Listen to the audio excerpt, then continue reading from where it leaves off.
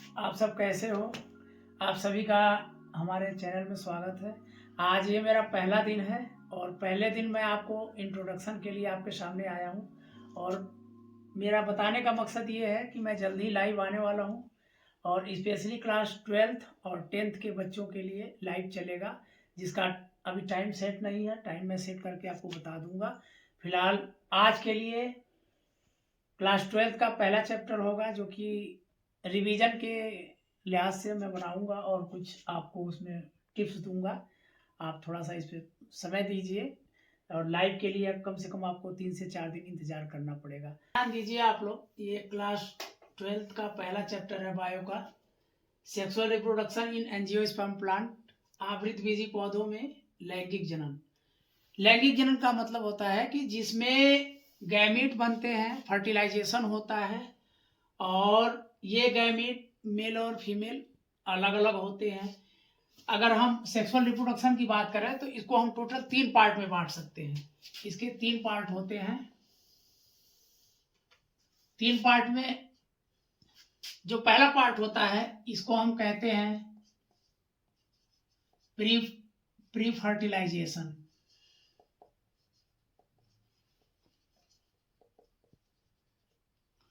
Second part fertilization होता है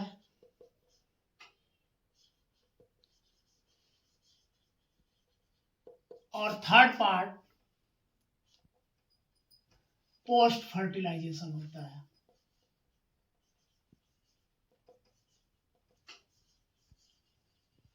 pre fertilisation का मतलब होता है कि जो फर्टिलाइजेशन होता है, फर्टिलाइजेशन पहले समझते हैं। इसमें क्या होता है कि male gamete plus female gamete, ये जब जुड़ते हैं तो यहां पर जाइगोट बनता है। तो ये जो जाइगोट बन रहा है, ये जाइगोट बनने की जो प्रक्रिया प्रोसेस है, इसको कहते हैं फर्टिलाइजेशन। अब इस जाइगोट के बनने के पहले कौन कौन सी क्रियाएं होती हैं, वो होती है प्री फर्टिलाइजेशन। तो इसमें क्या होता है कि ये जो दोनों गैमीट है, ये दोनों गैमीट बनते हैं। फर्स्ट है मेल गैमीट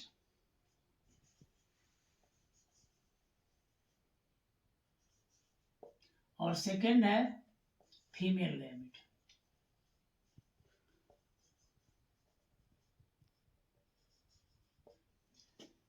ये जो दोनों गैमीट हैं, इन गैमीट के फॉर्मेशन की क्रिया को, इनके निर्माण की क्रिया को कहते हैं गैमिटोजेनेसिस। याद रखना, इसको कहते हैं युग्मक जनन, गैमिटोजेनेसिस या युग्मक जनन। अब अगर मेल गैमीट है तो ये प्लांट में कहां बनेगा, पराग कोश में बनता है। और अगर फीमेल गैमेट है तो ये बनता है अंडाशय में, ओवरी में। ठीक है, इतना आपको ध्यान रखना है कि युग्मक जनन, युग्मक निर्माण की प्रक्रिया को कहते हैं, युग्मक निर्माण की प्रक्रिया को युग्मक जनन कहते हैं। युग्मक जनन 2 प्रकार का होता है। नर युग्मक जनन, जिसमें परागकोश के अंदर परागकण बनते हैं। जब ये गैमेट फॉर्मेशन हो जाता है, युग्मक का निर्माण हो जाता है, इसके बाद जो नेक्स्ट प्रोसेस होता है वो युग्मक का स्थानांतरण होता है। तो जो पौधों में युग्मक का स्थानांतरण होता है उसमें परागकणों का स्थानांतरण होता है और उसको हम कहते हैं परागण या पॉलिनेशन। पॉलिनेशन कहते हैं, हिंदी में इसको कहते हैं परागण। परागण क्या है? परागण की क्रिया में जो पुष्प होते हैं,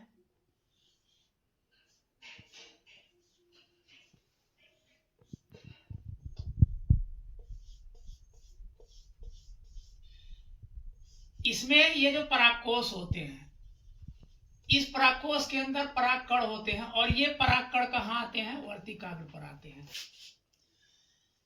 देखो, इसमें ये जो पुष्प है, ये पुष्प उभयलिंगी पुष्प कहलाता है। इसमें क्योंकि ये स्त्री केसर पार्ट है, अर्थात फीमेल रिप्रोडक्टिव पार्ट है, जिसमें ये अंडाशय है, ये वर्तिका है और वर्तिकाग्र है। दूसरा ये पुंकेसर कहलाता है, जिसको एंड्रोएसियम कहते हैं। इसमें ये जो परागकण जो बन रहे हैं, ये यहाँ पर आते हैं, तो इसको हम कहते हैं परागण। और परागण के पश्चात ये अंडाशय के अंदर बीजांड होता है और इस बीजांड में बीजाणु बनते हैं जिसको हम कहते हैं मेगास्पोर।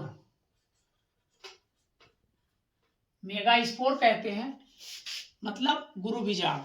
तो जब ये परागण की क्रिया हो जाती है तो यहाँ से परागकण एक नली बनाते हैं और ये एक नली बना करके ये इस नली के माध्यम से वो इस बीजांड के अंदर पहुंचते हैं और यहाँ पर इनका फर्टिलाइजेशन होता है। इसकी जो पूरी प्रक्रिया है, लंबी प्रक्रिया है, इसको डिटेल में बताना पड़ेगा। ये आप जानिए कि निषेचन जो है, फर्टिलाइजेशन है, वो परागण की क्रिया के पश्चात होता है। और निषेचन का मतलब ये है कि जब परागकण यहाँ पहुंचेगा वो परागनली बनाएगा और इस बीजांड के अंदर जा करके वो यहाँ पर दोहरा निषेचन करता है, यानी मेल गैमिट फीमेल गैमिट से जुड़ जाता है।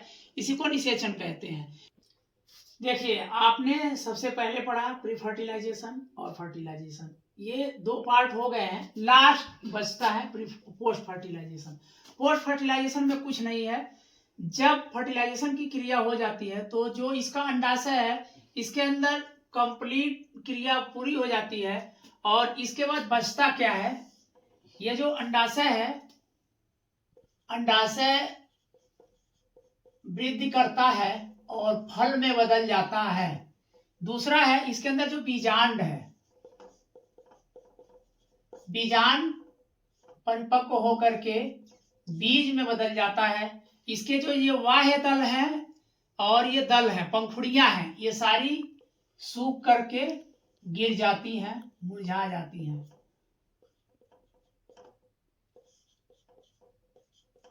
सूख जाती हैं, ठीक है। और लास्ट में ये पुंकेसर है,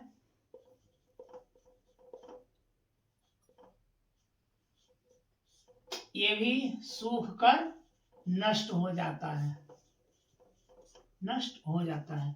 तो ये पूरा का पूरा प्रोसेस है जो इसके बाद होता है। अब इसके बाद क्या होगा, ये जो बीज बनता है, पहले फल बनता है, फल के अंदर बीज बनता है और बाद में जो बीज निकलता है वो भी सुषुप्तावस्था में चला जाता है। मतलब ये कि बीज सूखकर कठोर हो जाता है और जब उसको हम नमी वाले स्थानों पर डालते हैं या उसको पानी में भिगोते हैं और फिर नम मिट्टी में डालते हैं तो वो पुनः अंकुरित हो जाता है और अंकुरित होकर के फिर नए पौधों के रूप में वो निर्माण कर लेता है। तो ये पूरा का पूरा एक शार्ट ये कॉन्सेप्ट है जो कि हमने आपको बताया है। इससे रिलेटेड जो भी क्वेश्चंस होंगे आप एक बार रिवाइज करिएगा। ये आज पहला वीडियो है और आपको हम नेक्स्ट वीडियो में डिटेल से सारी चीज़ें समझाएंगे, चैप्टर वाइज, स्टेप वाइज सब कुछ बताएंगे। लेकिन इसके लिए हमको कम से कम 3 दिन का समय चाहिए। बाकी धन्यवाद।